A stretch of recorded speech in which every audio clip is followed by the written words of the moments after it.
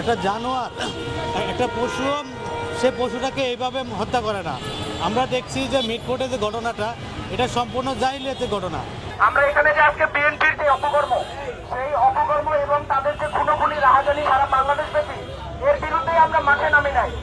আপনারা একটা জিনিস জেনে অবাক হবেন, আজকে এই ইউনূস সরকারকে এই যে 2000 ছাত্র জনতার রক্তের উপরে যে সরকার আমরা প্রতিষ্ঠা করেছি, যে সাধারণ জনগণের ম্যান্ডেট নিয়ে যে সরকার গঠন হয়েছে, তারা কিন্তু আশানুরূপ কোন বিচার এবং আওয়ামী লীগ এবং বর্তমানে বাংলাদেশে যে অকারেন্সগুলো হচ্ছে, সেগুলোর কিন্তু কোন দৃশ্যমান বিচার তারা করতে পারে নাই। আমরা শুধু বিএনপির উপর যে তারা সারা বাংলাদেশ ব্যাপী যে হত্যাযজ্ঞ চালাচ্ছে, এটার বিরুদ্ধে যে আমরা বলছি, বিষয়টা তেমন না। সরকার কিন্তু কোনোভাবেই এদেরকে দমাতে পারছে না, কারণ আপনারা জানেন দীর্ঘ 16 বছরের যে ফ্যাসিবাদী রাষ্ট্র কাঠামো, সেই কাঠামোর প্রতিটি প্রতিষ্ঠান ধ্বংস হয়ে গেছে।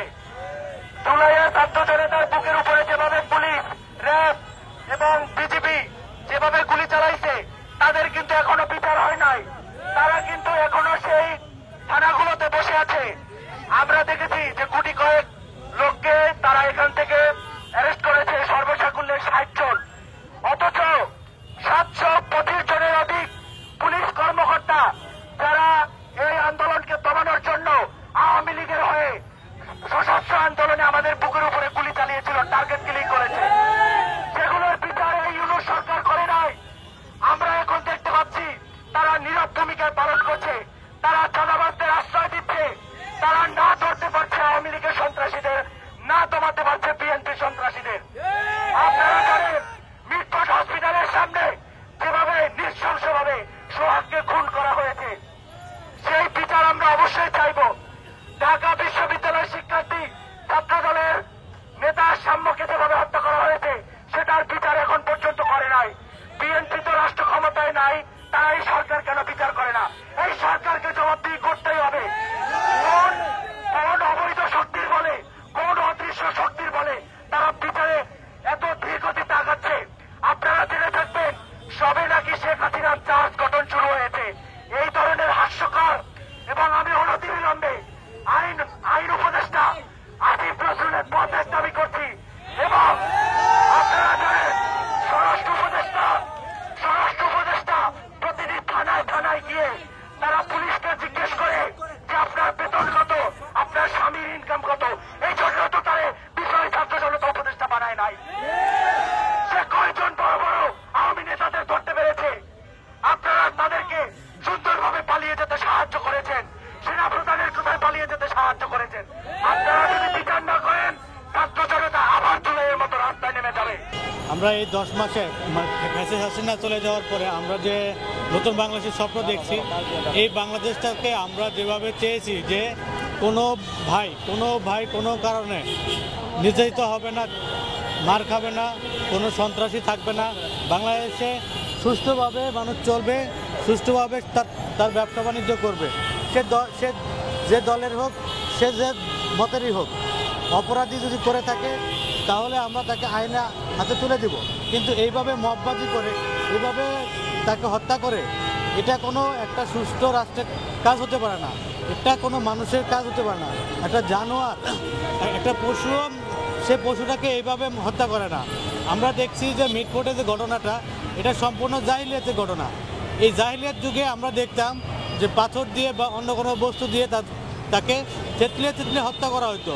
কিন্তু আমরা বর্তমানে যেটা দেখছি যে একটা নির্দিষ্ট দলের যে নেতাকর্মীদের যে অবস্থা, যে জাহিলিয়াতকে হার মানিয়েছে, তো তারা জাহিলিয়াতকে হার মানিয়ে এত বর্বর হয়ে গেছে, তারা ক্ষমতায় না গিয়ে যে বর্বরতা তৈরি করছে, ক্ষমতায় গেলে কি করবে এটা জনগণ বুঝে গেছে।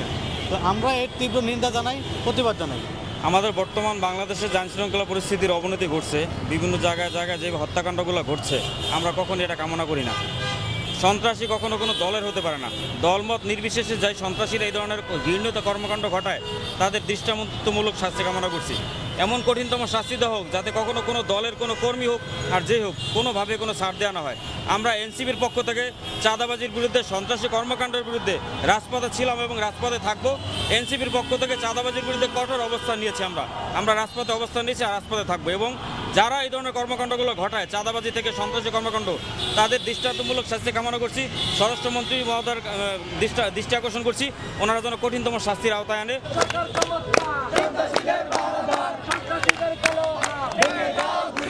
সংগ্রাম হয়েছে, স্বৈরাচার হায়নারা এই দেশ থেকে পালিয়েছে না?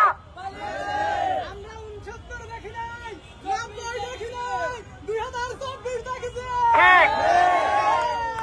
আপনারা বাংলাদেশের পেশি শক্তির বলে আপনারা চাঁদাবাজের এবং সন্ত্রাসের আখড়া গড়ে তুলেছেন। 5 আগস্টের পরে আপনারা শুধু ঢাকা শহর নয়, বাংলাদেশের প্রত্যেকটা জেলায়, রিমোট এরিয়ায়, প্রত্যেকটা প্রত্যন্ত অঞ্চলে চাঁদাবাজির আখড়া গড়ে তুলেছেন, ঠিক না? এই দেশ আপনার পাবেন না, এই দেশ আপনার পাবেন না। আপনার চাইতে ফ্রাউন অনেক বেশি ক্ষমতা শক্তি ছিল, আপনার চাইতে এই দেশের স্বৈরাচার হাসিনার শক্তি আরো বেশি ছিল। যে ক্ষমতার মস্তদে ছিল, এই দেশের আপামর ছাত্র জনতা তাদেরকে ক্ষমতার মস্তদ থেকে হিস্টে টেনে নামিয়ে এনেছে। জনাব তারেক রহমান সাহেব, যদি আমার ভিডিও বার্তা আপনার কাছে বসে থাকে, আপনার কাছে আমার একটা জবাব থাকবে, আপনার দলের শাসন ব্যবস্থা কি এতটাই হিতিপূর্ণ বা এতটাই নিচ যে কোনো হাই অফ পাওয়ার নাই, কোন চেইন অফ সার্কেল নাই? আপনার বিএনপির প্রত্যেকটা কর্মীরা নিজেকে ফ্যাক দাবি করে। 17 বছর এই দেশে কুত্তার মতো ব্যবস্থা ছিল তাদের। 17 বছর এই দেশের 17 বছর তাদের কোনোদিন সফল আন্দোলন হয়নি। এই বিপ্লবী ছাত্র জনতার কারণে আজকে আপনি স্বাধীন এবং লাল স্বাধীনতার একটি বাংলাদেশ পেয়েছেন। কিন্তু আপনারা এই জুলাই বিপ্লবকে এবং এই জুলাই স্বাধীনতাকে গোষ্ঠীগত করার জন্য আপনার নেতা কর্মী বিভিন্ন জায়গায় চাঁদাবাজি থেকে শুরু করে রাজধানী সন্ত্রাসী সব করে বেড়াচ্ছে। আপনার এক নেতা বলে যদি তারা মুইতা দেয় তাহলে এই দেশ বাইচা যাবে। তাহলে ভাই 17 বছর কেন মোতান নাই? 17 বছর কেন মোতাকে রাখতেন? আপনাদেরকে মুততে না বলছে কে? আপনাদের মুখে যদি দেশ বাইচা যায় 17 বছর কি প্যান্টের ভিতর চাপে রাখতেন? এই দেশের মানুষ গণতান্ত্রিক উপায়ে গণতন্ত্র চায়, স্বাধীনতা চায়, বাক স্বাধীনতা চায়। আমি এই ইন্টেরিয়াম এর জন্য যদি দায়ী থাকে এবং যদি এর জন্য দায়ী ব্যবস্থা থাকে, তো ইন্টেরিয়াম গভর্নমেন্ট যে তার কোন রকম গতিশীল এবং আইন কানুন ব্যবস্থা এই দেশ এখনো প্রতিষ্ঠা করতে পারেনি।